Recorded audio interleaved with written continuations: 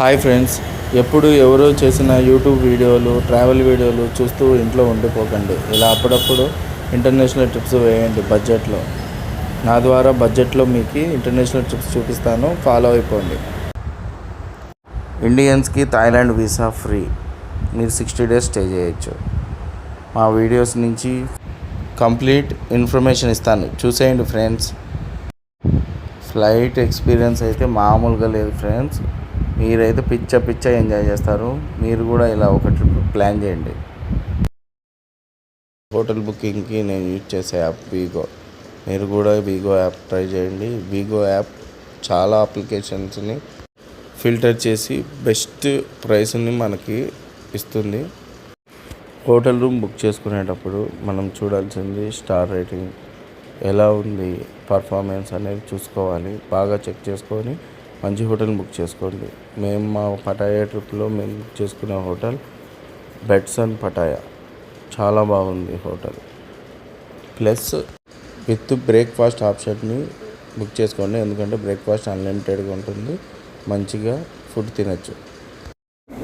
ఈ అందాలు నేనే కాదు, మీరు కూడా ఎక్స్పీరియన్స్ చేయొచ్చు.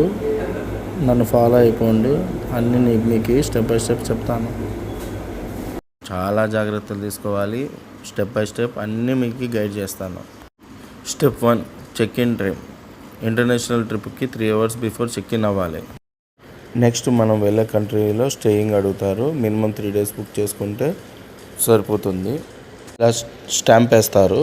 లిస్ట్లో ఉన్న కంట్రీస్ అన్నిటికీ ఆన్ అరైవల్ వీసా ఉంది.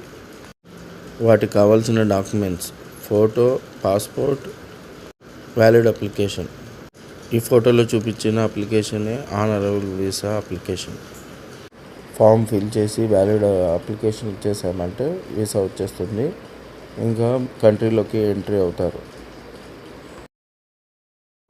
టోటల్ ట్రిప్ ఖర్చు చెప్పలేదు కదా ఫ్రెండ్స్. బడ్జెట్ 40K అవుతుంది. నార్మల్గా మనం గోవా లాంటి ప్లేసెస్కి వెళ్ళాలంటేనే 30 to 40K అవుతుంది. అదేదో ఇలా ఇంటర్నేషనల్ ట్రిప్ వెళ్ళామంటే ఇంకొక దేశానికి వెళ్ళినట్లుంటుంది, అక్కడ అన్నీ ఎంజాయ్ చేసినట్లు ఉంటుంది. జర్నీ అయిపోయాక బాగా ఆకలేసి ఈ ఫుడ్ కోర్ట్కి వచ్చాము. ఇది ఎయిర్పోర్ట్లోనే ఉంటుంది. ఈ ఫుడ్ కోర్ట్లో ఫుడ్ అస్సలు బాగలేదు ఫ్రెండ్స్. ఇక్కడ ట్రై చేయొద్దండి, ఏవి బాగలేవు. ప్లస్ ఇక్కడ మనకు సంబంధించిన ఫుడ్ ఏవి దొరకవు. ఇక్కడంతా డక్, పోర్క్ అవే ఉన్నాయి. దయచేసి ఇక్కడ ట్రై చేయొద్దండి ఫ్రెండ్స్. బయటికి వెళ్ళి ప్రశాంతంగా పటాయాకి వెళ్ళి ఫుడ్ తినండి. ఇంకా ఎక్కువ ఆకలి వేస్తుంటే ఇక్కడ మొజ్జితోస్ అలా ఉంటాయి, తాగండి. ఇక్కడ లోకల్ యాప్స్ ఉన్నాయి, ఫుడ్ పాండా. ఇందులో మనకి నచ్చిన ఐటమ్స్ అన్నీ పెట్టుకోవచ్చు.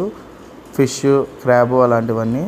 ప్లస్ మనకు ట్రావెల్కి ఇక్కడ గ్రాబ్ అనే యాప్ నుంచి మంచిగా డీల్స్ వస్తాయి. డౌన్లోడ్ చేసుకొని వెళ్ళండి ఫ్రెండ్స్. యూజింగ్ కూడా యాప్స్ చాలా ఫ్రెండ్లీ యాప్స్. ఈ ఫోటోలో ఉన్న మనీ ఎక్స్చేంజ్ నుంచి నేను మనీ ఎక్స్చేంజ్ చేశాను. బెస్ట్ ప్రైస్ వస్తుంది మనకు.